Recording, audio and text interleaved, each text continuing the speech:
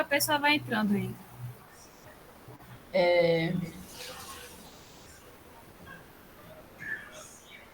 É isso, não sei se tem algum aviso. O aviso é o de sempre, né? Nossas reuniões aos sábados. Tá tendo um grupo de física também, quem quiser, fala com o Alexandre. E é isso. Hoje a nossa reunião é de ancestralidade comum. Falta pouco para o nosso semestre acabar, né? E agora esses temas vão ser mais de biologia. Para quem está acompanhando, a gente veio temas de física, depois a gente teve alguns de química, e a gente está entrando na parte de biologia das origens, que são os temas que o pessoal geralmente tem muitas questões, né? Aí vai ter ancestralidade comum. A gente já teve dinossauros também, vai ter ancestralidade comum, vai ter origem do homem, dilúvio, isso, ainda vai ter o dilúvio bíblico, e é isso mesmo. E a gente está tendo as lives na segunda-feira, às segundas-feiras, sobre as visões do livro 4 Visões Cristãs sobre Criação, Evolução e Design Inteligente. E nós estamos indo para o último modelo, que é o de Design Inteligente. Vamos ter 2 lives, 2 segundas-feiras, também é quinzenal, com o... Agora eu esqueci o nome do rapaz, se alguém lembrar, puder falar. O Everton aí. Alves. Isso, grande o Everton. O Everton é do TDI Brasil, vai estar lá com a gente. Então, a gente tem se esforçado para colocar pessoas que realmente defendem os modelos para falar, que é para não só o pessoal poder perguntar, né, mas também falar com propriedade. E aí é isso. Quem puder acompanhar, já vai ter essa segunda-feira a apresentação do modelo, e daqui a 15 dias vai ter a live de perguntas e respostas. As demais lives e as demais reuniões, sim, estão no nosso canal no YouTube. Essa aqui vai para o canal do YouTube. Todas sempre vão para o canal do YouTube. Quem perdeu aí quiser acompanhar. Então, a gente fez uma linha do tempo aí, né? Desde a origem do universo, a gente vem vindo. E é isso. Então é isso, eu vou fazer uma oração para a gente começar. Quem estiver pela primeira vez, fica à vontade. Não tem muita formalidade. Depois, se quiser falar, se apresentar, a gente conversa no final. E é isso, vou orar. Senhor Deus e Pai, muito obrigada por mais essa reunião, que vamos participar do nosso núcleo de estudos. Que seja tudo para a honra, glória e louvor do Teu nome, e que nós venhamos estudar para a Tua glória. E, além disso, ser ponte, Senhor, do conhecimento e conseguir fazer diálogo, Senhor, com as pessoas, independente de qualquer coisa, e que nós possamos glorificar o Teu nome em tudo que fizermos. Abençoa a nossa reunião e é o que nós te pedimos em nome de Jesus. Amém. Tá, gente, então vamos começar. Eu tô só com uma tela, tá? Então, se tiver alguma questão, alguém abre aí o microfone e fala para eu ouvir. Mas, então, como a gente já sabe, né? O nosso tema hoje é ancestralidade comum. E aí, eu escolhi alguns tópicos para a gente começar, para a gente fazer, na verdade, essa reunião de hoje, tá? Ela vai ser um pouquinho cheia de teoria, digamos assim, para que a gente consiga entender o que seria essa ancestralidade comum e no que ela afeta, né, no final. Então, os tópicos que eu escolhi foram esses aqui: onde a ancestralidade comum se aplica, o que seria essa hipótese, esse conceito, as evidências que a gente tem para isso. Eu procurei algumas alternativas que a gente tem à ancestralidade comum, a gente vai ver isso no final, a gente pode até discutir um pouquinho sobre isso também. E o que a ancestralidade comum afeta em nós que somos cristãos, né, que a gente tem discutido essa questão de cristianismo e ciência e tudo mais, tá? Então vamos começar. Para iniciar o nosso tema de hoje, eu escolhi iniciar pelo histórico, que é assim, a ancestralidade comum nada mais é do que uma das grandes evidências da evolução biológica, né? Então, a teoria da evolução, uma das grandes evidências que ela tem é a ancestralidade comum, tá? E aí, para a gente entender um pouquinho melhor isso, eu escolhi que a gente começasse falando um pouquinho do histórico, né? De alguns pesquisadores antigos que se dedicaram a isso e que tiveram algumas ideias bem interessantes para a gente chegar na teoria que a gente tem hoje. Tá? Então, o primeiro deles é o Linneu. A gente começa com o Linneu. O Linneu é um botânico sueco bem conhecido por desenvolver um sistema de classificação de organismos baseado em várias características, e esse sistema de classificação a gente conhece até hoje e usa até hoje. Né? Vocês devem ter visto, quem não é biólogo, que deve ter visto isso no ensino médio, com certeza, com reficofage, né? Mas hoje a gente também incluiu o domínio. Então, a gente tem essa utilização desse sistema desde esse tempo até hoje, tá? E o que é interessante no Linnaeus é que ele é conhecido por ter desenvolvido isso a partir de características dos organismos, né? Ele escolheu similaridades dos organismos e estabeleceu a partir disso suas relações evolutivas, que a gente já não tinha essa ideia antes, né? Mas as suas relações com base na morfologia daqueles grupos, né? Então, os mais semelhantes eram mais próximos, teoricamente. O segundo é esse carinha aqui, o Lamarck. Com certeza vocês já ouviram, é o carinha do pescoço da girafa, que tem até uma imagem aqui. O Lamarck é um naturalista francês que sugeriu que os organismos evoluem em direção à perfeição e à complexidade. Então, a ideia dele era que os organismos mudavam, eles não eram fixados, né? Eu confesso para vocês que quando eu ouvi sobre o Lamarck a primeira vez no ensino médio, né, eu achei meio esquisito essa ideia dele, né, de uso e desuso e tudo mais, que a gente vai falar daqui a pouquinho. E eu achei meio esquisito e tal, eu fiquei, nossa, sabe, que ridículo e tal. Mas depois eu entrei na faculdade e entendendo ali o contexto da época, né, da ideia de espécies fixas, de espécies que não mudavam, era daquele jeito desde a sua criação, né, e a sua criação era miraculosa e divina e tudo mais, e ela era daquele jeito até a sua extinção, caso acontecesse. Ele já acreditava que aqueles grupos mudavam, aqueles organismos, na verdade, eles poderiam acumular complexidades e caminhar em direção à perfeição. Então, basicamente, a ideia do Lamarck é que as mudanças no ambiente conduziam a um uso ou desuso de uma estrutura em um organismo, e assim causava mudanças nele, e esse organismo passava essas mudanças para os seus descendentes. Né? Então, um dos principais exemplos que ele traz é a ideia do pescoço da girafa. Então, a ideia era que, anteriormente, aquela população, aquele grupo de girafas daquela espécie tinha um pescoço curto, porque a oferta de alimentos naquele ambiente, naquela área onde eles viviam, era baixa. Né? Então, eles não precisavam se esticar ou fazer qualquer outro uso extremo daquele órgão, né, para que pudesse ter alimentos.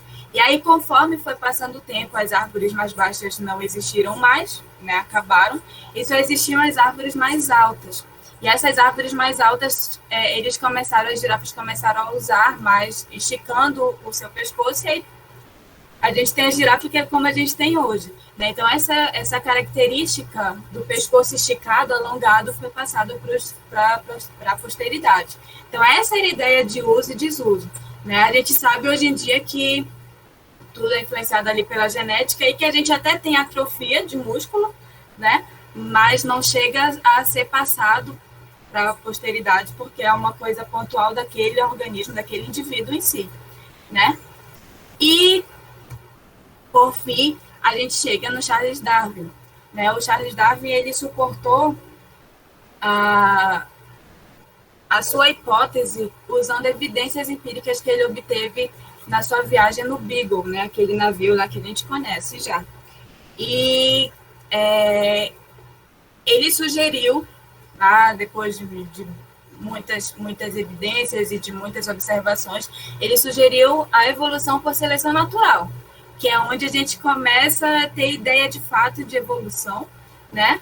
E de mudança de complexidade em relação à complexidade, tá? Então, ele sugere, pela primeira vez, que provavelmente, isso ele escreveu lá no Origem das Espécies, que provavelmente todos os organismos vivos que já passaram em algum momento na Terra, que viveram em algum momento na Terra, descenderam de alguma forma primordial, no qual a vida começou. Então, ele tinha já essa ideia de que existia alguém, alguma coisa lá no início, há milhões de anos atrás, que tinha sido o responsável por dar a primeira respiração, digamos assim, né? E a partir desse organismo, a vida começou e todos os demais descendentes ocorreram, tá? Então, onde se aplica a ancestralidade comum? Na diversidade de espécies. Eu até fiz uma brincadeira aqui, coloquei um xizinho nessas imagens que a gente viu lá no início com o Alexandre. Por quê? Porque teoria da evolução não se fala acerca da origem de tudo. A gente utiliza a teoria da evolução para falar de diversidade de espécies, né? E é exatamente nisso que muita gente erra. A gente vê aí nessas nossas reuniões, muita gente esquece que, na verdade, o evolucionismo é uma coisa bem diferente da teoria da evolução. A teoria da evolução, assim como a ancestralidade comum, né, falando de uma das suas evidências, fala a respeito da árvore da vida, da diversidade de espécies, tá? Então, aqui eu até trouxe um cronograma onde a gente consegue ver as eras geológicas e tudo mais, e a gente vê que até aqui foi aquelas primeiras reuniões, né, de formação da Lua, de formação da Terra e tudo mais, e a partir daqui a gente tem o início da vida em si, né? Então, o nosso ancestral comum está bem aqui, e apesar da gente ainda não ter encontrado esse Luca, né, a gente já tem várias evidências do que aconteceu nesse período aqui, tá? E aí, a partir daqui, a gente tem, por exemplo, aqui no final, a gente tem a explosão cambriana, a gente tem os dinossauros, a gente tem os primeiros humanos, bem aqui nessa pontinha, e tudo mais, tá? Então, a gente vai falar de ancestralidade comum, e ancestralidade comum se aplica na questão da diversidade de espécies, tá? Certo, e aí a gente entra na questão, o que é ancestralidade comum? Ancestralidade comum é definido como um ancestral compartilhado entre duas linhagens descendentes ou mais.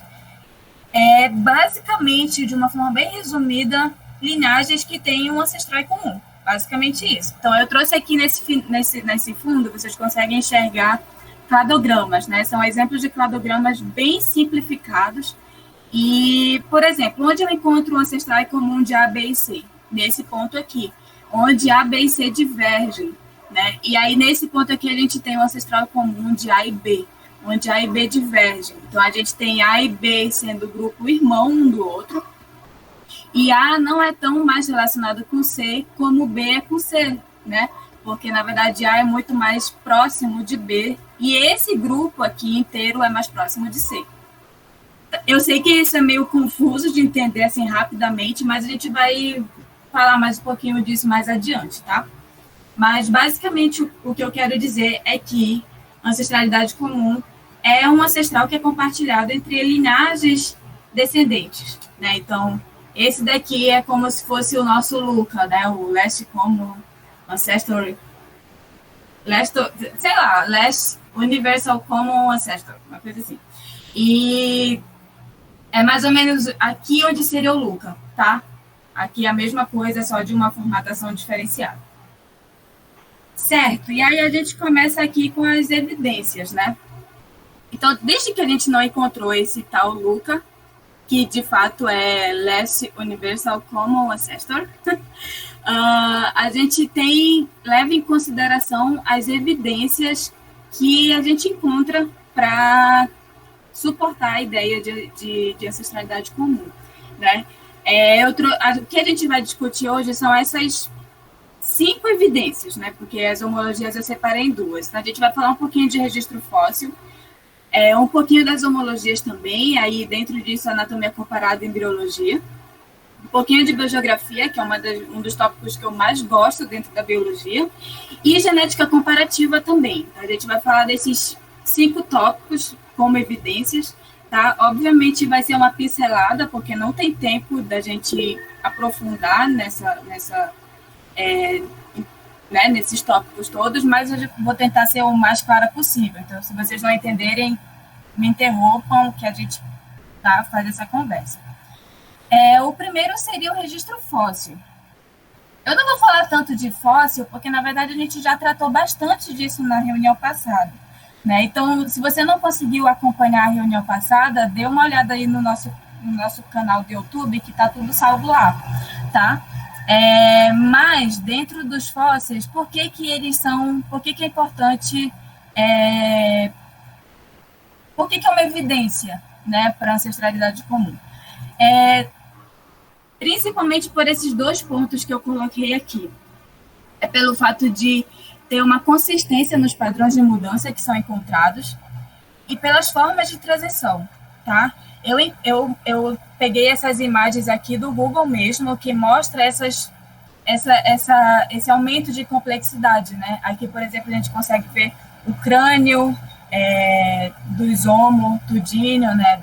De todos os hominídeos, digamos assim, porque a gente tem desde primatas, ou melhor, a gente tem desde chimpanzés, gorilas aqui até o Homo sapiens, né? A gente consegue ver o aumento dessa complexidade, né, na formação do crânio. Aqui também nos equinos a gente consegue identificar essa complexidade, isso daqui é o que é atualmente, né, o que a gente tem atualmente, na verdade. A questão dos dentes também, a gente consegue perceber que são diferenciados conforme o tempo foi passando. E aí, formas de transição também. Por exemplo, isso daqui é crânio de réptil, de lagarto, se eu não me engano. E aqui a gente consegue ver o mais recente, né, o mais atual. E vocês conseguem perceber que esse crânio ele é completamente fechado, né? Ele tem essas partes aqui fechadas, é diferente do crânio bem anterior, bem mais primitivo, que ele é completamente aberto, ele não oferecia tanta proteção como hoje, né? E o crânio de transição, que é mais ou menos, meio fechado, meio aberto, tá? Então, a gente tem essas formas de transição, e uma das formas de transição que é mais conhecida é até o Archaeopteryx, que é conhecido como o dinossauro-ave, né? Ele não é considerado uma ave, de fato, mas ele já dá indícios, por exemplo, de formação de pena, de existência de pena, ele já dá indícios de talvez um possível planamento, talvez ele conseguisse planar, né, em vez de voar, ele conseguisse planar, algumas ideias assim que, na verdade, tudo isso mostra uma progressão de evolução, né, como eu coloquei aqui. Então, a gente tem essa ideia de que... Peraí, gente, que meu gatinho está querendo subir a cadeira. A gente tem essa ideia de que a evolução ela foi progredindo com o tempo, né? Então, o registro fóssil é uma boa evidência por conta disso, tá? Daí a gente entra na questão das homologias, gente. Eu trouxe aqui primeiro uma ideia de conceito, na verdade, né, para que a gente consiga entender as próximas evidências, assim. E o que acontece? A gente tem homologias e nós temos analogias, ou homoplasias, ou pseudo-homologias, etc. As homologias, elas são basicamente estruturas que compartilham a mesma forma básica, tá? Elas têm a mesma origem, mas elas podem ter atualmente funções diferentes. Mas elas têm a mesma origem, então elas podem ser comparadas, tá? Então, pensando isso em relação à ancestralidade comum, as homologias são similaridades entre estruturas de diferentes organismos, isso a gente está falando de diferentes organismos mesmo, não só dentro da mesma espécie, né? Que são atribuídos à herança que veio de um ancestral em comum, tá? É diferente de uma analogia. Uma analogia são estruturas que têm a mesma função, mas elas não têm a mesma origem. Eu deixei até meio apagado aqui, porque o que a gente vai falar de evidências hoje, elas levam em consideração homologias somente. Então, por exemplo, na analogia, a gente pode falar sobre a asa do morcego e a asa da ave. Eu até trouxe aqui bem apagadinho, mas é só para dar um exemplo bem simples.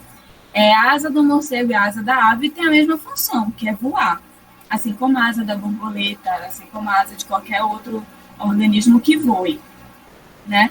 Mas elas têm origens diferentes. Vocês conseguem ver que, por exemplo, aqui, o membro superior do morcego é muito mais em formato radial, em comparação ao da ave, né? O da ave é um membro superior que é muito mais comparado ao que a gente tem em outros vertebrados, como nós mesmos, tá? Então, são organismos que têm a mesma função, ou melhor, são estruturas que têm a mesma função, mas eles possuem origens diferentes. Então, a gente não pode comparar isso, biologicamente falando, tá?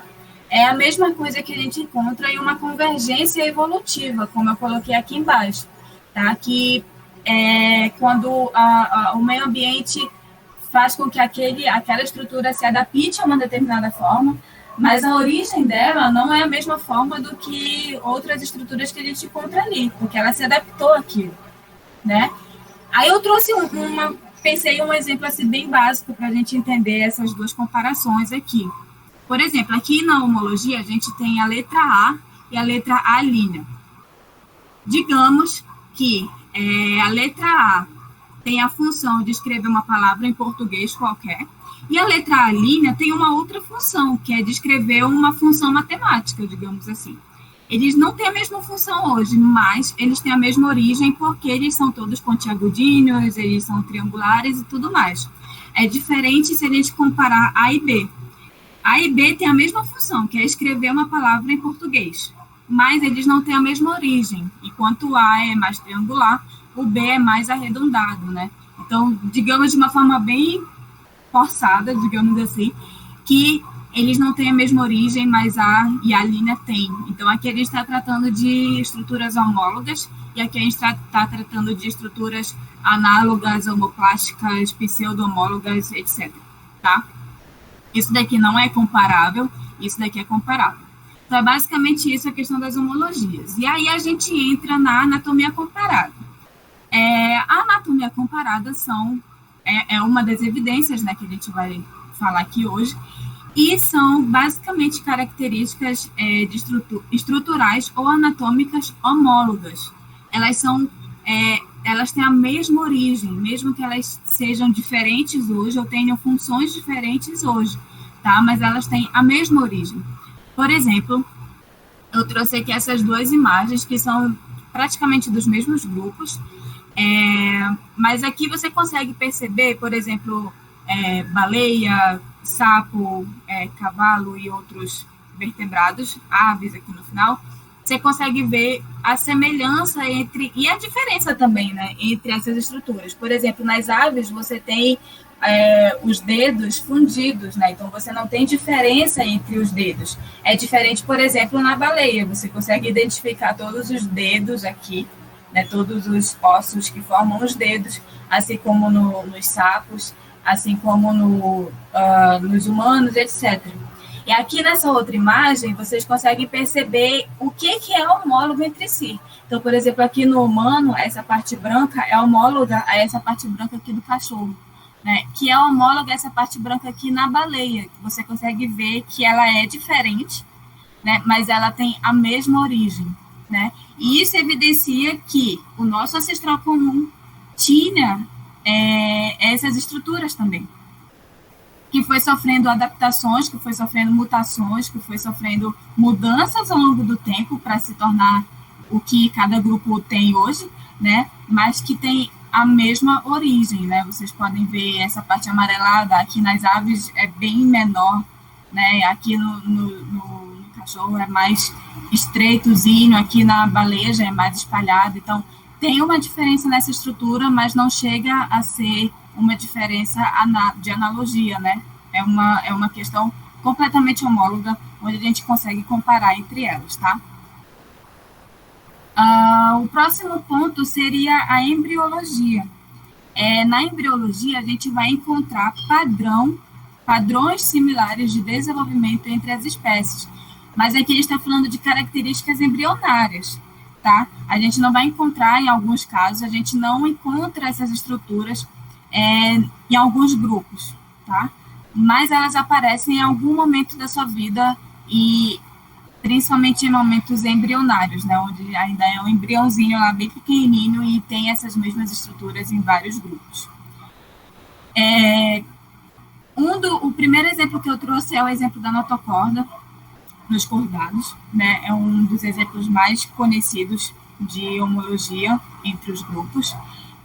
Todos os embriões possuem notocorda, vocês podem ver nessa imagem aqui, eu espero que vocês possam ver, na verdade, o meu mouse. Eu estou apontando várias imagens, mas enfim. Aqui a gente tem a notocorda no peixe, aqui a gente tem no gorila, aqui a gente tem na galinha. Todos esses grupos bem diferenciados possuem essa estrutura, mas, por exemplo, nos vertebrados, isso daqui vai se desenvolver como a espinha dorsal, né? A nossa coluna vai desenvolver como isso. Em alguns peixes, essa estrutura já vai permanecer como apêndice muscular, já é uma outra questão que não envolve a espinha dorsal, né, como em outros grupos, mas é a mesma estrutura embrionária, tá? Um outro exemplo é a presença de cauda. Aqui nessa imagem vocês conseguem ver diferentes grupos que eu encontrei aqui em português, essa imagem. Diferentes grupos possuem diferentes formatos de cauda, né? Mas todos eles são cauda. Inclusive nós aqui no finalzinho assim. Mas geralmente isso desaparece nos adultos dos grupos terrestres, né? Mas, por exemplo, a gente encontra isso nos quadrúpedes, né? Como porco, boi, a gente ainda encontra presença de cauda, mas geralmente nos humanos, por exemplo, não tem, né? Se tiver, é operado quando nasce. Nos peixes isso continua, né, também. Então a gente tem grupos que incorporam essa presença de cauda embrionária e outros grupos que continuam tendo mesmo na sua fase adulta, né, na sua forma adulta. Então, são características que aparecem, são estruturas que aparecem em fases específicas da vida e que a gente consegue comparar porque são homólogas, certo? Beleza. O próximo tópico é o de biogeografia. Como eu falei, é um dos tópicos que eu mais gosto de estudar, que inclusive eu incluí no meu doutorado porque eu acho muito interessante mesmo. A biogeografia, ela fala a respeito da distribuição geográfica dos organismos. É basicamente isso. Biogeografia. É até intuitivo. Então, a gente tem a distribuição geográfica com base nos organismos e, nesse caso aqui, o que a gente entende como evidência de ancestralidade comum é que essa distribuição geográfica segue um padrão que é muito bem explicado pela evolução, juntamente com o movimento das placas tectônicas. Tá? Então, eu trouxe 2 exemplos aqui. Grupos que são evoluídos antes do Pangeia, né? Aquele continentezão bem primitivo que a gente tinha há milhões de anos atrás. Basicamente, esses grupos, geralmente, eles são distribuídos ao redor do mundo hoje. Eles são espécies como cosmopolitas, né? Isso eu estou falando de distribuição natural, né? Eu não estou falando de distribuição inserida, como os humanos até mesmo.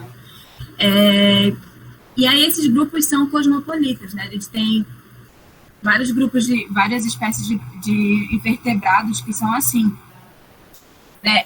Grupos que já são que já evoluíram depois da quebra do Pangeia. A gente já tem distribuição desses grupos, né? A gente já tem distribuição mais endêmica, digamos assim, em alguma porção da Terra, né? Então, a gente não encontra ele em todo o planeta. A gente já encontra em algumas regiões que são disjuntas atualmente, né? Que elas são separadas hoje. Tá? Aqui eu trouxe essa imagem das regiões biogeográficas, que são geralmente as regiões onde a gente encontra os mesmos tipos de organismos, digamos assim, tá? Com as mesmas características, melhor dizendo. Aqui a gente tem, por exemplo, uma espécie de aves, um grupo de aves, né, um gênero e tudo mais, que ocorre em diferentes porções dos continentes, tá? Então, basicamente isso em relação à evolução desses grupos com o movimento das placas tectônicas que separaram ele em algum momento. Daí eu trouxe aqui alguns exemplos, né? Obviamente trouxe exemplo de aves, é o que eu estudo, então eu tenho mais conhecimento sobre eles. Aqui a gente tem essas aves superiores, digamos assim, né, que são aves grandes, de grande porte. Por exemplo, aqui a gente tem a ema, o avestruz, que são bem conhecidos, né? Mas tem o kiwi também, que é lá da Nova Zelândia, bem conhecida, uma espécie bem conhecida daquela parte dali. E aí, o que é interessante aqui? A gente está falando de ancestralidade comum e, por exemplo, kiwi e a ave elefante é muito mais relacionado do que a ave elefante seria com o moa, apesar de eles serem mais parecidos morfologicamente. E apesar do kiwi estar no mesmo local do moa, né? Aqui vocês têm essas corzinhas vermelhas que identificam onde essas espécies habitam, né? Então, o kiwi e o moa habitam Nova Zelândia, mas eles não são relacionados entre eles diretamente.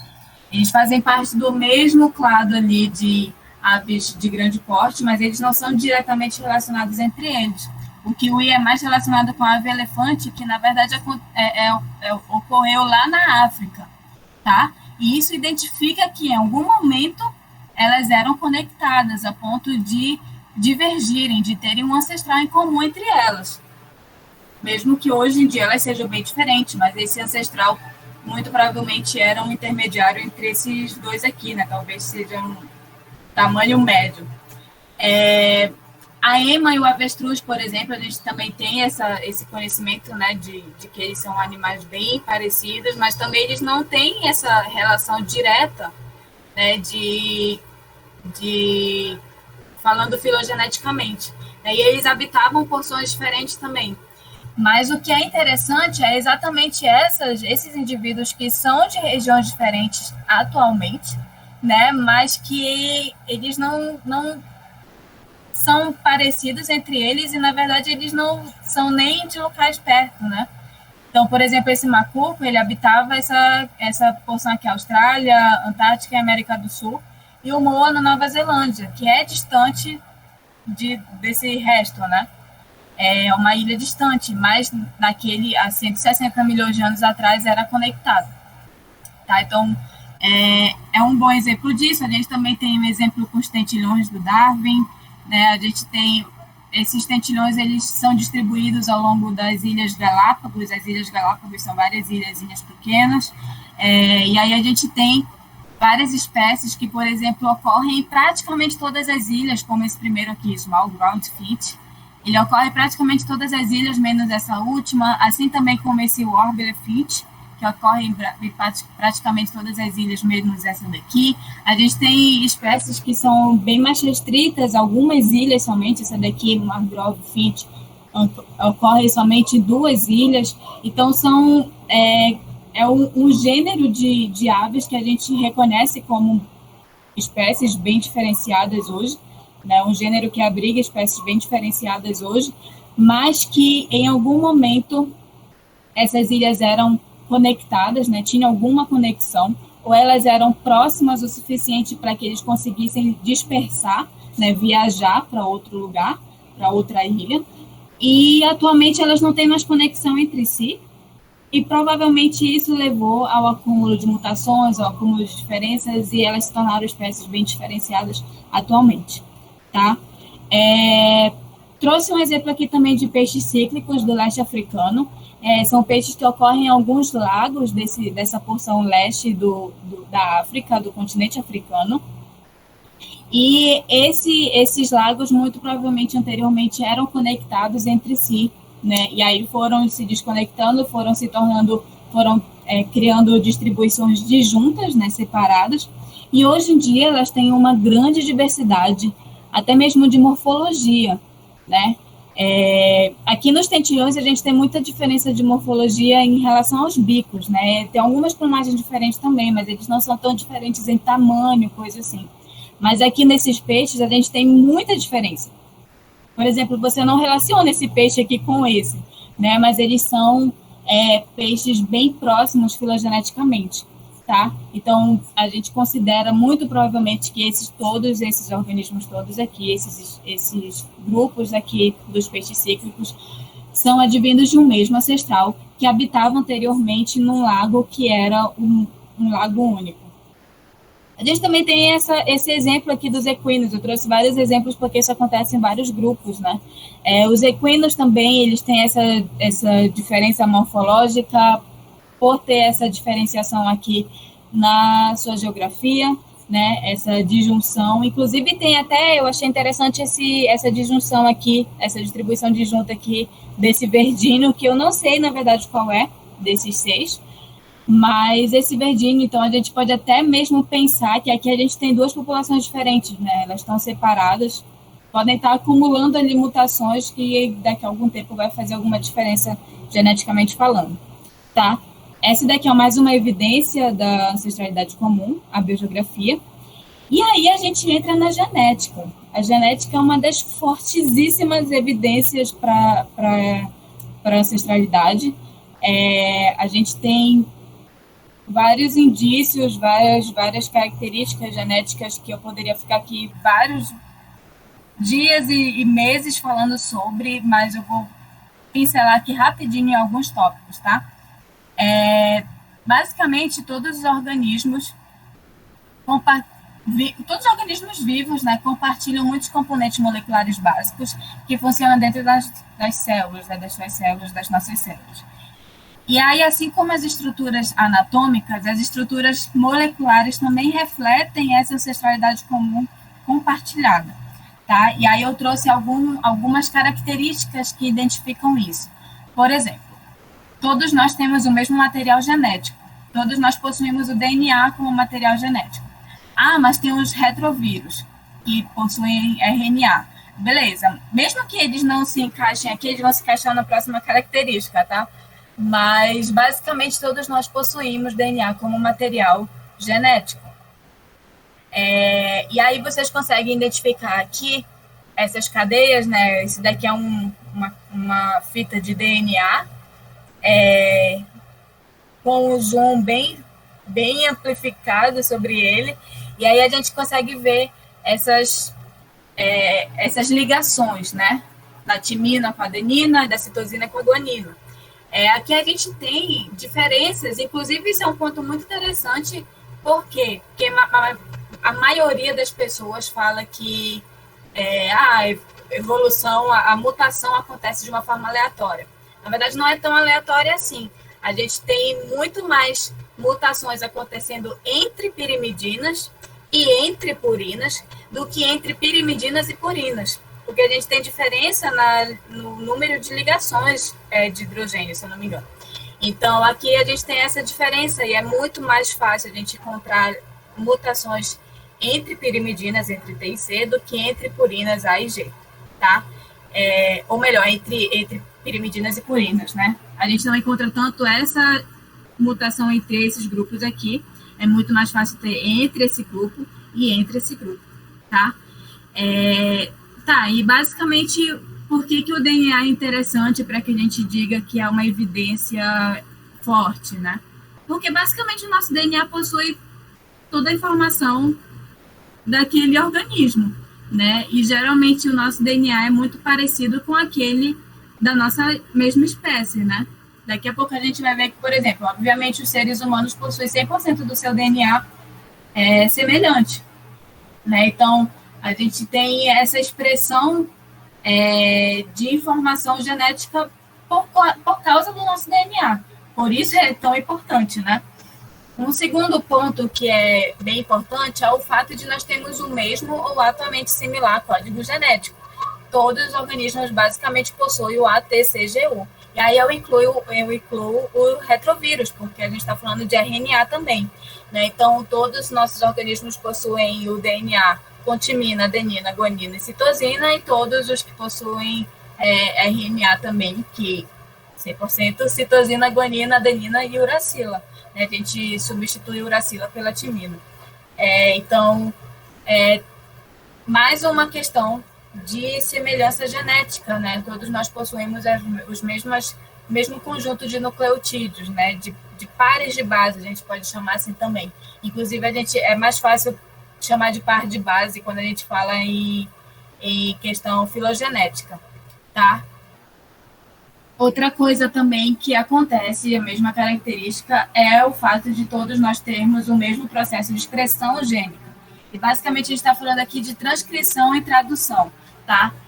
Aqui a gente tem uma fita de DNA, essa fita de DNA é transcrita pela RNA, e aí tem vários outros processos que eu não vou explicar aqui, mas a gente tem outro processo que acontece em todos os organismos, que é a tradução, e aí a gente tem a formação da cadeia de aminoácidos e, no fim, a proteína, que é a grande questão que todos nós precisamos ter para existir, né, para viver. Todos nós precisamos ter proteínas sendo formadas ali para que o nosso corpo viva, né? Basicamente isso. Então, todos nós precisamos desse processo de expressão gênica para que a gente consiga existir, né? E todos os organismos possuem esse processo de expressão gênica, tá? Um outro ponto é o fato de todos nós termos os mesmos blocos de moléculas orgânicas. E aí aqui eu estou falando de cadeias de nucleotídeos, de aminoácidos e, consequentemente, de códons, né? E, posteriormente, de açúcares. Aqui eu coloquei essa tabela porque é bem interessante falar que nós todos temos esse grupo de aminoácidos. São esses aminoácidos baseados nesses códons aqui, tá? Aqui, por exemplo, um códon de finalização, né, que a gente chama de stop códon também. Aqui um códon de iniciação. Todos os organismos possuem essa lista aqui de aminoácidos.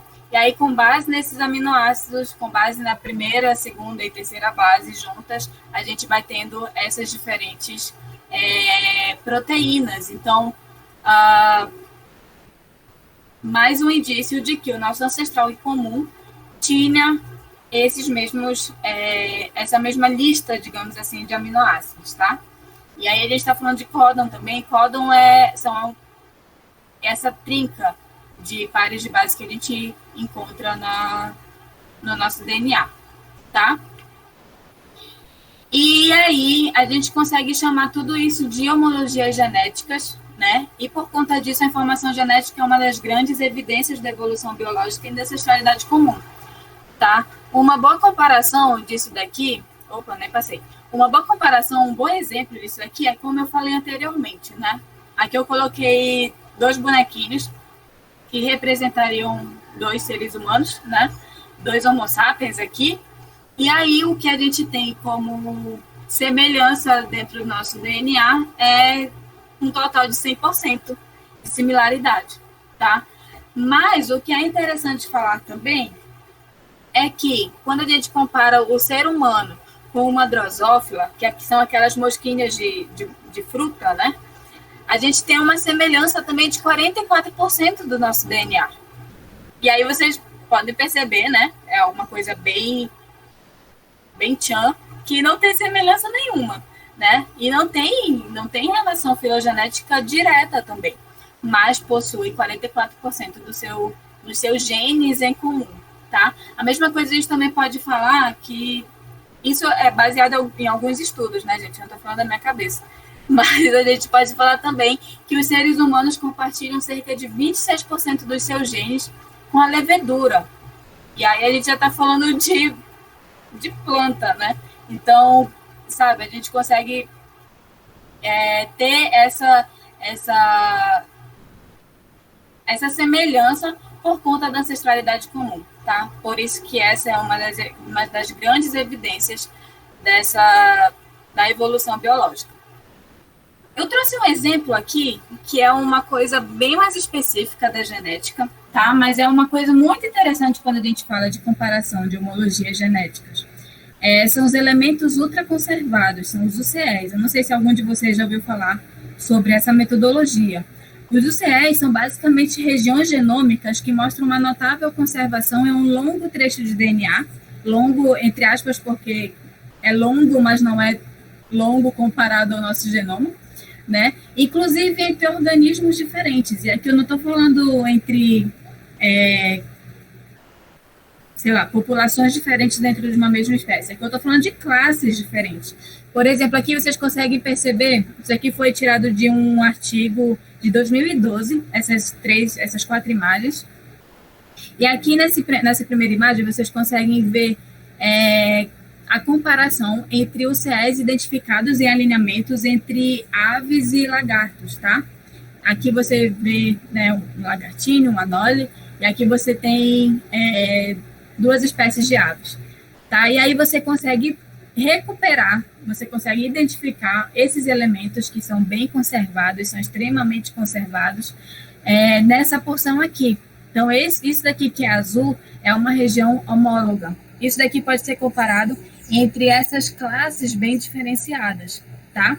Aí aqui você encontra, né, no anole essa outra porção que é bem diferenciada, essa outra porção que tem até uma deleção bem aqui. Aqui nessa ave você encontra essa porção que é bem diferenciada dessa próxima da galinha, que também tem uma deleção bem aqui, etc. Essa parte aqui a gente já não compara mais, mas o CE a gente consegue comparar, tá? Aqui nesse gráfico você consegue ver o número de OCEs para cada classe, para cada organismo aqui, para cada grupo, né? A gente tem desde sapo até ornitorrinco, até uma galinha, até crocodilo, humano e etc. A gente consegue ver essa quantidade de UCS. Então, por mais que aqui o sapo tenha mais ou menos sei lá, 1.500, 1.100, 1.200, por aí assim, de UCS recuperados, ainda assim consegue ser completamente comparável, né, quando a gente fala de todos os organismos. Inclusive, tem até uma relação filogenética bem aqui, onde a gente consegue ver essa relação entre esses grupos, tá? E aí, o que é interessante nessa questão dos UCS é que esse sinal filogenético que a gente encontra para a reconstrução filogenética, né, como esse cladograma aqui, de grupos que são ou seja, dentro da mesma espécie, ou supra-específicos fora da mesma espécie, a gente consegue fazer isso em diferentes escalas de tempo. Por quê? Aqui eu trouxe esse gráfico de aves e primatas, e aqui nesse meio é o centro do CE. É basicamente essa porção aqui do CE, tá? O centro. Nesse centro, a gente não tem praticamente nenhuma ou pouquíssima variação, tá? São regiões extremamente bem conservadas mesmo. E essa região aqui quase não possui mutação, então a gente consegue fazer reconstrução filogenética de grupos, de classes bem diferenciadas ao longo de muito tempo. Mas aqui a gente tem aqui nessa porção mais extrema, das extremidades, a gente consegue ter um aumento dessa variação de bases, tá? Então a gente consegue recuperar questões filogenéticas desde milhões de anos atrás, dependendo do que você está analisando, né? Porque isso daqui é extremamente bem conservado, mas aqui a gente consegue recuperar questões populacionais também, tá? Então você está estudando ali a mesma espécie, mas em regiões diferentes. Aqui o CE também te dá essa informação por causa dessas variações em direção aos flancos, né, como é chamado, em direção a essas extremidades, tá? Então, eu trouxe esse exemplo dos CEs porque com a intenção de mostrar o quanto a genética possui essa característica de comparar grupos bem diferenciados, de nos trazer essas informações de grupos bem distantes até mesmo, tá? Daí eu trouxe essa ideia das filogenias, porque as filogenias são basicamente uma das metodologias que a gente usa para mostrar o relacionamento evolutivo, a evolução biológica e principalmente a ancestralidade comum, né? Quando a gente fala de ancestralidade comum, a gente pensa imediatamente nessas imagens, porque é a partir delas que a gente consegue identificar o que é próximo do que, tá? Bem, quando a gente fala de cladograma, a gente está falando de uma metodologia que é feita a partir de sequências gênicas, a partir de alguns genes só, ou até mesmo de um gene único, ou genômicas, né, como os UCS, que eu mostrei lá para vocês anteriormente. E aí, através disso, nós podemos calcular a taxa de mudança evolutiva nessas sequências e determinar há quanto tempo cada espécie divergiu da outra. Sim, a gente consegue fazer datação também com genética, tá? A gente consegue determinar, e de acordo com o gene que a gente está trabalhando, né, ou com a região genômica, a gente consegue recuperar há quanto tempo as tartarugas divergiram, ou melhor, quanto tempo os lagartos e as cobras divergiram ali do ancestral que também é incomum às tartarugas. Tá? A gente consegue fazer isso através da datação genética. Tá, e aí eu trouxe esse exemplo aqui, né? Se, por exemplo, você tivesse que classificar lagartos, crocodilos, cobras e aves em um cladograma, qual grupo seria mais proximamente relacionado com o outro? Né? Se você pensar somente numa questão morfológica, você obviamente vai relacionar os crocodilos com os lagartos, né? Porque eles têm o mesmo formato de corpo, eles são bem parecidos, o plano corporal, etc. Mas, na verdade, quando a gente faz essa recuperação filogenética com base na genética, a gente consegue recuperar que os crocodilos, na verdade, são mais relacionados com as aves do que com os lagartos, certo? Eles têm um ancestral em comum bem mais direto aqui do que esse daqui, tá? Então, a gente tem essa ideia de ancestralidade com base nesses cladogramas. Outra coisa que é interessante tu ver nos cladogramas, eu até trouxe aqui esse exemplo de aves, obviamente. Essa daqui é uma espécie que eu, inclusive, trabalhei. E aí, quando você olha para esses indivíduos aqui, você pensa que eles são o mesmo grupo, né? Mesma espécie. A gente está falando da mesma espécie, populações diferentes, beleza, mas mesma espécie. Eu não sei se vocês entenderam, mas esses indivíduos, eles estão taxidermizados, eles estão empalhados, né? Vulgarmente falando. E essa posição aqui é a posição que a gente utiliza nas coleções científicas para as aves, tá? Então, elas ficam nessa posição aqui, com o tarsozinho cruzado, e sem olhos e sem carne nenhuma, porque senão dá problema, né, na coleção. Então, isso daqui é somente a carcaça ali, a pelezinha com a plumagem cheia de algodão dentro. E aí, beleza, quando você olha para isso daqui, vários indivíduos diferentes, você pensa mesma espécie, né? Na verdade, elas não são. Quando eu fiz uma análise genética, eu descobri que praticamente cada indivíduozinho desse é uma espécie diferente. Elas já quase não se reconhecem mais, inclusive isso daqui aqui a gente tem o ancestral em comum, desses dois grupos que anteriormente eram tidos como mesma espécie, tá? Então, a gente tem esse esclarecimento, digamos assim, quando a gente trabalha com sequências gênicas ou genômicas, e, mais uma vez, por isso, a genética é uma das grandes evidências para a ancestralidade comum, tá? Porque a gente consegue recuperar essas coisas aqui com altos suportes até mesmo, tá? Com 100% de possibilidade disso estar ocorrendo entre esses grupos aqui, que anteriormente a gente classificava como a mesma espécie, tá? Beleza. Aí a gente termina aqui as evidências. Eu espero que vocês estejam me acompanhando ainda. Daí a gente está conversando sobre a questão da ancestralidade comum, né? E a ancestralidade comum afeta diretamente o nosso pensamento de criacionismo e tudo mais. E aí a gente pode pensar assim, tá, mas será que não tem nenhuma alternativa à ancestralidade comum? E aí, se você entrar lá no site do Reasons to Believe, você vai encontrar esse artigo do Anjanette Roberts, que ele fala sobre um processo que pode mascarar a ancestralidade comum, pelo menos nas bactérias e no arqueia, tá? Porque ele dá a mesma assinatura genética que a ancestralidade comum possui, de acordo com alguns biólogos evolutivos, tá?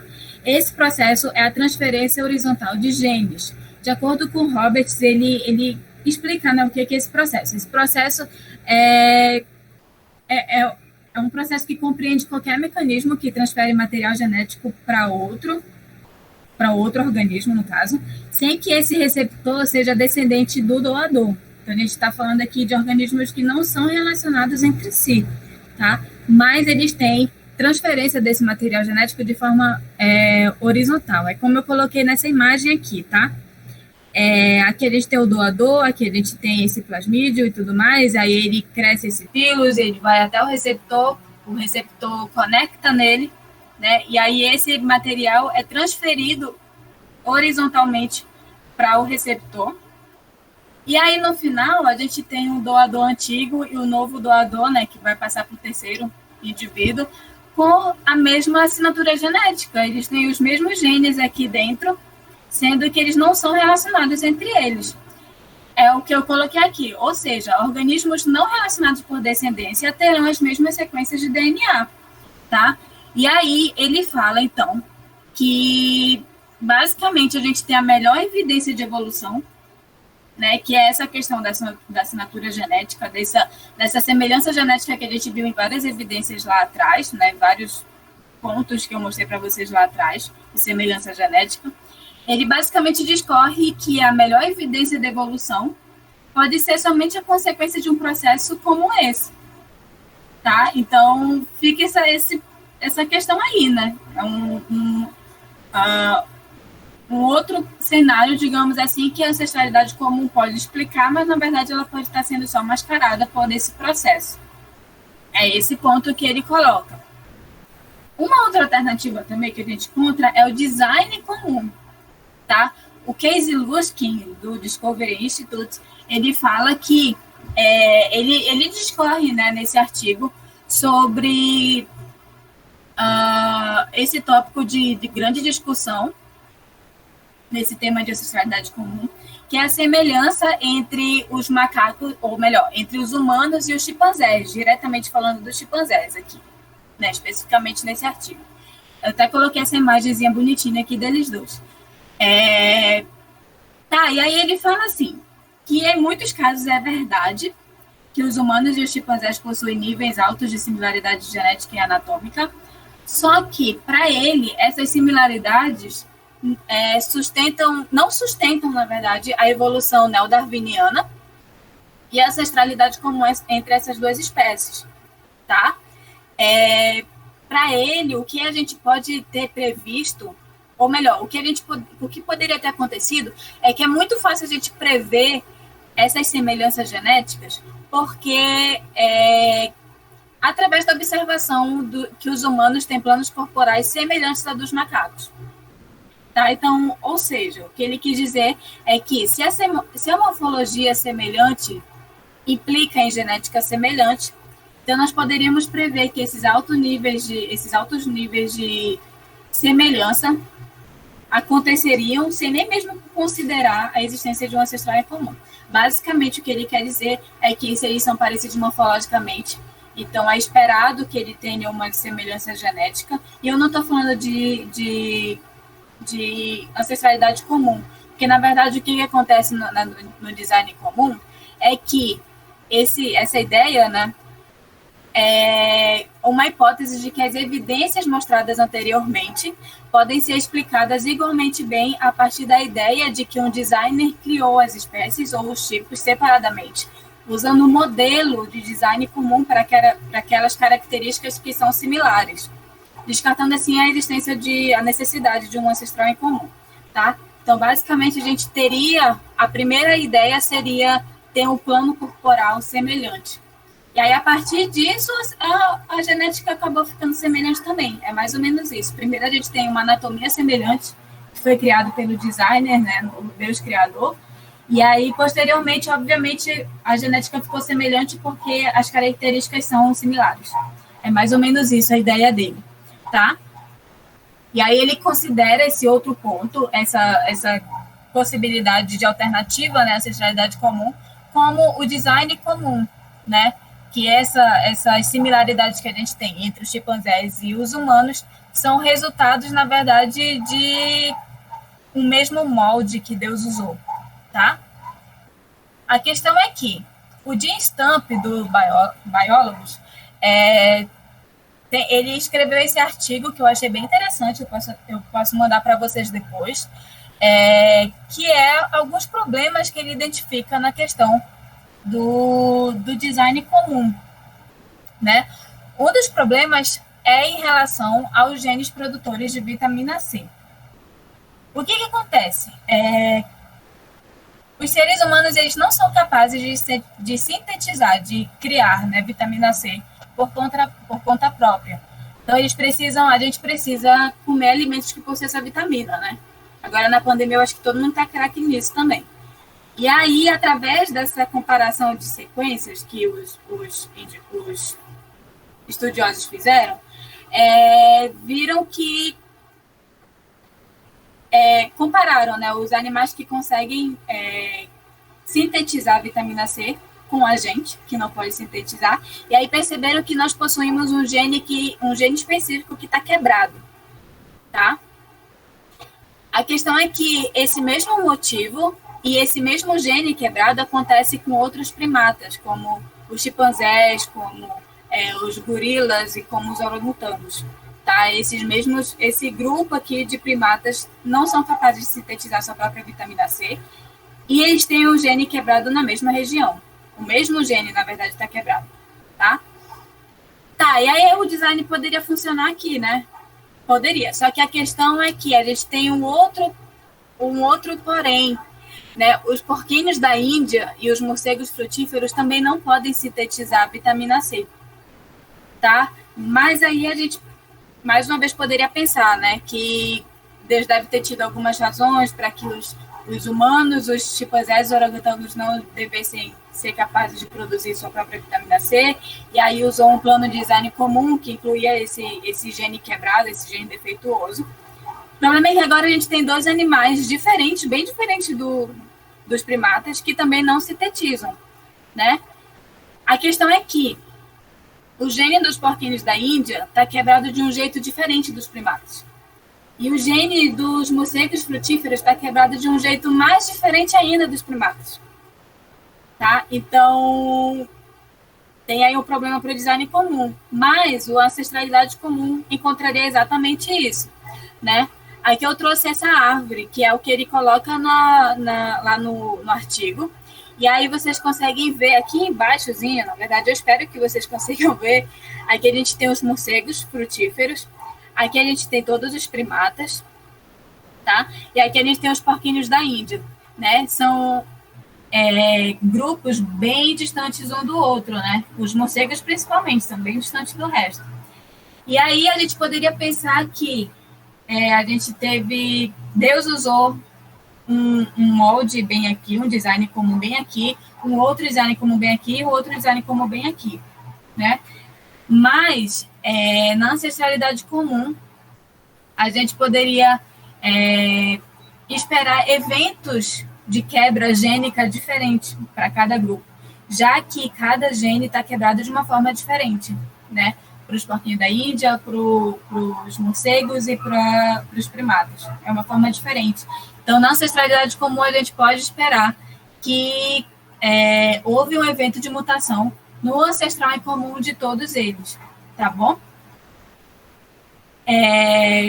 Então, essa é a questão, o que eu quero dizer com tudo isso, que é mais razoável supor esses eventos diferenciados de acordo com a ancestralidade comum, né, do que quebrar duas vezes de formas diferentes ou usar 3 moldes diferentes para o mesmo motivo, não faria tanto sentido.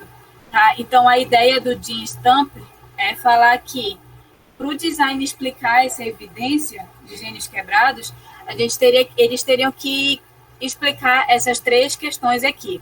Primeiro, Deus não queria que os humanos, os chimpanzés e os outros primatas não fossem capazes de produzir suas próprias vitaminas C e mudou o seu plano de design de uma forma.